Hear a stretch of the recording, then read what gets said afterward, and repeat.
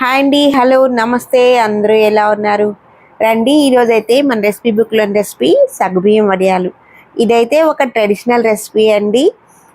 ఈ రెసిపీని సింపుల్ పద్ధతిలో ఎలా చేసుకోవాలా అనేది అయితే మీకు నేను చెప్తున్నానండి. నేను చెప్పే టిప్స్ పాటించారంటే పెళ్ళైన వాళ్ళు కూడా, కొత్తగా నేర్చుకునే వాళ్ళు కూడా ఈ రెసిపీని అయితే సులభంగా పెట్టేసుకోవచ్చండి. రండి, ఈ రెసిపీ ఎలా చేయాలో తెలుసుకుందాం.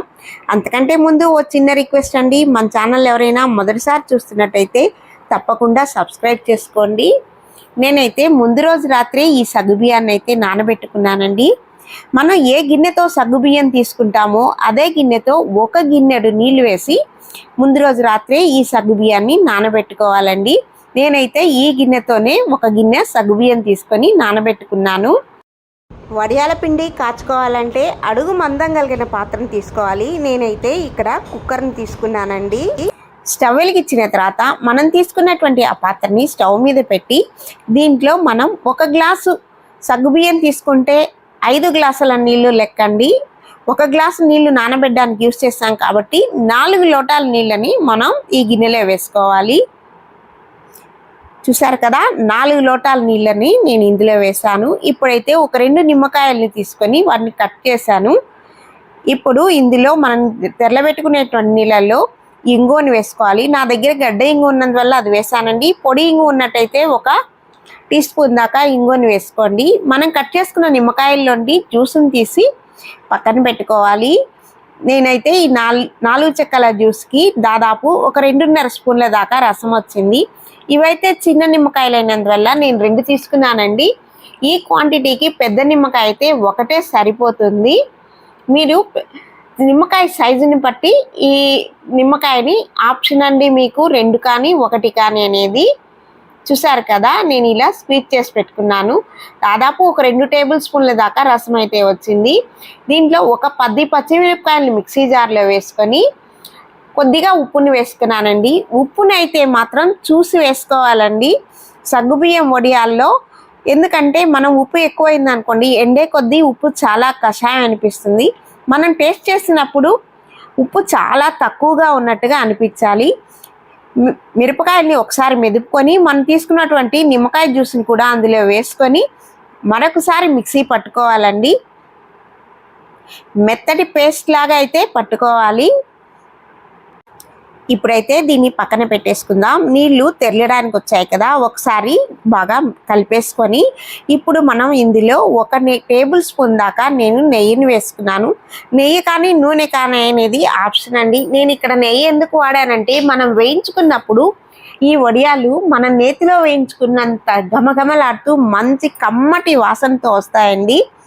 అందువల్ల నేను ఒక టేబుల్ స్పూన్ దాకా నెయ్యి వేసుకున్నాను. అలాగే ఒక టేబుల్ స్పూన్ దాకా జీలకర్రను కూడా వేసానండి. జీలకర్ర అయితే వేసుకున్న తర్వాత ఒకసారి బాగా మిక్స్ చేసేయాలండి. నేనైతే ఇక్కడ జీలకర్రని వాడానండి. మీకు జీలకర్ర కన్నా నువ్వులు బాగుంటాయి అనుకుంటే నువ్వులు కూడా వేసుకోవచ్చండి. నువ్వులు వేసినా కదా చాలా కమ్మగా ఉంటాయి వడియాలు. ఇప్పుడు ఇందులో మనం ముందుగా రుబ్బుకున్నటువంటి మిరపకాయల పేస్ట్ వేసేసి ఒకసారి బాగా మిక్స్ చేసేయాలండి. ఇలా మిక్స్ చేసేసిన తర్వాత ఒక 2 నిమిషాల సేపు నీళ్ళని అయితే తెరలనివ్వాలి. నీళ్ళైతే తెరలిన తర్వాత మంటనైతే సిమ్లో పెట్టుకోవాలండి. ఇదేనండి నేను చెప్తాన్న టిప్పు, చిన్న టిప్ అండి ఇది. ఇప్పుడు మనం ఇందులో మనం నానబెట్టుకున్నటువంటి సగ్గుబియ్యాన్ని వేసి వాటిని అడుగంటకుండా కలుపుతూనే ఉండాలండి. ఎందుకంటే సగ్గుబియ్యం అడుగున చేరి అడుగంటిపోతుందండి. అప్పుడు వడియాల వాసన మారిపోయి మాడిన వాసనతో స్మెల్ వస్తూ బాగుండవండి. అందువల్ల మనం కలిగి పెడుతూనే ఉండాలండి. ఎక్కడా కానీ చెయ్యి వదలకుండా కలపాలండి. కానీ మంటనైతే సిమ్లోనే పెట్టుకోవాలండి. సగ్గుబియ్యం ఉడికే కొద్దీ అవి సగ్గుబియ్యం పైకి తేలుతాయండి.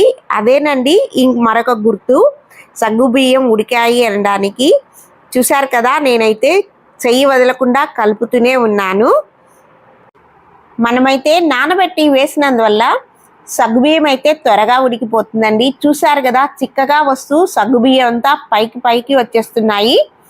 కొద్దిగా తెల్లదనం ఉంది కదండి, కొంచెం సేపు మరొక 2 నిమిషాలు, మొత్తం మీద అయితే 10 నుంచి 15 నిమిషాల లోపలే ఉడికిపోతుందండి ఈ సగ్గుబియ్యం అయితే. చూసారు కదా, సగ్గుబియ్యం అయితే ఆల్మోస్ట్ ఉడికిపోయిందండి. సగ్గుబియ్యము ట్రాన్స్పరెంట్గా కూడా అవుతుందండి. మనం పట్టుకొని చూసా అంటే మెత్తగా ఉంటుంది. ఇలా వచ్చిందంటే సగ్గుబియ్యం ఉడికిపోయిందండి. మరొక 2 నిమిషాల సేపు ఇలాగే ఉంచేసి మనం స్టవ్ ఆఫ్ చేసేసుకుందాం. మీకు చిక్కదనంగా ఉన్నది అనిపిస్తే మరొక లోట నీళ్ళని తెరలబెట్టి ఇందులో వేసుకోవాలండి. వేసుకొని ఈ టైంలో వేసుకొని ఒక 2 నిమిషాలు ఉడికించుకోవాలండి. నాకైతే కరెక్ట్గా సరిపోయింది.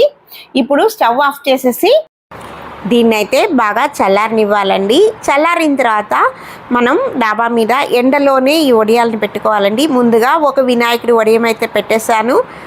తర్వాత మిగిలిన వడియాలన్నీ పెట్టుకుంటూ వచ్చేసానండి. ఈ వీడియో కనుక మీకు నచ్చినట్టయితే తప్పకుండా ఒక లైక్ని అయితే చేసేయండి. మీరు చేసే లైక్ వల్ల ఈ వీడియో మరికొంతమందికి రీచ్ అవుతుంది. మన ఛానల్ని ఎవరైనా ఫస్ట్ టైం చూస్తున్నట్టయితే తప్పకుండా సబ్స్క్రైబ్ చేసుకోండి. నాకైతే నేను తీసుకున్న ఈ క్వాంటిటీకి కరెక్ట్గా ఒక షీట్కి అయితే ముక్కాలకి వచ్చాయండి. ఈ షీట్లో కొద్దిగా బ్యాలెన్స్ అయింది.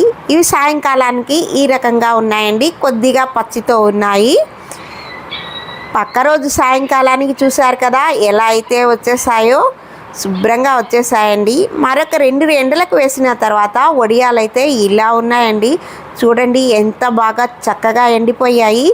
అలా పట్టుకున్నా కానీ విరిగిపోయేంత బాగా వచ్చాయండి వడియాలు. అంత పర్ఫెక్ట్గా ఎండిపోయాయి. ఇప్పుడైతే వీటిని ఏదైనా ఒక ఎయిర్ టైట్ కంటైనర్లో వేసి పెట్టుకున్నా అంటే దాదాపు 2 ఏళ్ళైనా నిలువ ఉంటాయండి ఈ వడియాలు. ఈ వడియాలకైతే 3 టిప్స్ అండి. అవి పాటించామంటే ఎవరైనా ఈజీగా పెట్టేసుకోవచ్చండి. అదేంటంటే మొదటిది సగ్గుబియ్యాన్ని అయితే నానబెట్టుకోవాలి. రెండోది ఏంటంటే సన్నని మంట మీద బాగా ఉడికించుకోవాలి. మూడో టిప్ ఏంటంటే ఈ ఎండలో బాగా ఎండేంత వరకు ఎండబెట్టుకోవాలండి. ఈ 3 టిప్స్ చాలండి. చూడండి మీకు ఫ్రై చేసి కూడా చూపిస్తున్నాను ఎంత బాగా వచ్చాయో. మంచి తెల్లగా మల్లెపూలాలు అయితే వచ్చాయి కదండి వడియాలైతే. మీరు కూడా ఈ రెసిపీని అయితే ట్రై చేయండి. మీ ఫీడ్బ్యాక్ని కామెంట్ రూపంలో తెలపండి. మళ్ళీ మరో వీడియోలో కలుద్దాం.